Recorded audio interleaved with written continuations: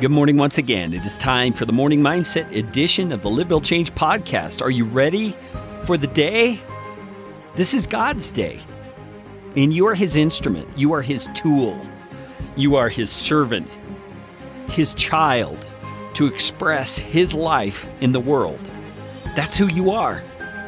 And sometimes He calls us to do that in the simplest of ways.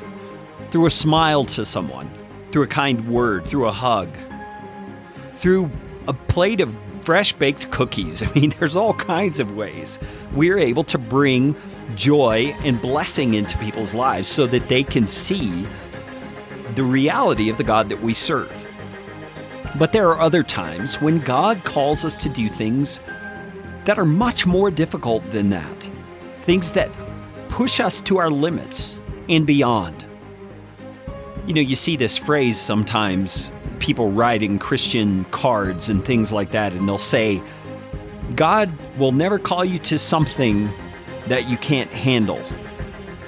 And I believe that's not true. I believe God will actually do the exact opposite. I believe God will almost always push you into things that you cannot handle so that you will learn to depend on Him, because it's in His strength that real change begins to happen. It's in His strength that people are able to see the possibilities and the miracles that are available for their own life. It's not in what we can do as human beings who have come to faith in Him. It's in what He can do through us. It's that contrast that people see between us, the fallen, still failing human, and the results that come from our lives that are lived in faith in our overpowering, overwhelming, awesome God. Do you see how that works? And we've been talking about the biblical character Moses, and he's an everyday person, just like you and I. He had his fears. We've read about them in chapters 3 and 4 of the book of Exodus.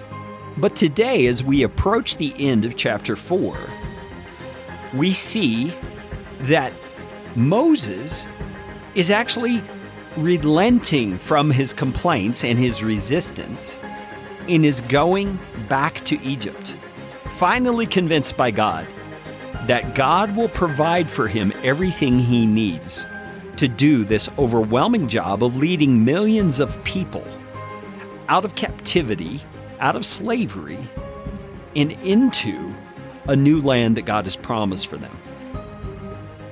That's a huge step. It's a huge step for any of us when we face this overwhelming task that we know we have to accomplish, but we don't know how to do it. What do you do then? What do you do when you're overwhelmed by the size and the magnitude of what God is calling you to do? You just do the next right thing. Don't look too far down the road. Don't look at the scope of the problem before you and the challenges ahead. Look at the next right thing and do that. In Moses' case, it was to go and talk to his father-in-law, Jethro, who he worked for as a shepherd. And he went to Jethro and he said to him, please let me go back to my brothers in Egypt to see if they're still alive. And Jethro said, go in peace. Do you see? Moses just took the next logical, simple, right step. And then the next verse, verse 20 of chapter 4, Moses took his wife and his sons and had them ride on a donkey and went back to the land of Egypt. And he took the staff of God in his hand. So you see, he packed his bags. He arranged to get transportation. I mean, he did the next right step to head in the direction God had for him to go.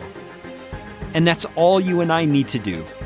When we feel overwhelmed by the size or the magnitude of what God has called us to do, we just take a deep breath and remind ourselves who our God is, and we take the next right step. So today, whatever you are facing, remember, your God, the God of all creation, is with you, and He only expects you to take the next right step.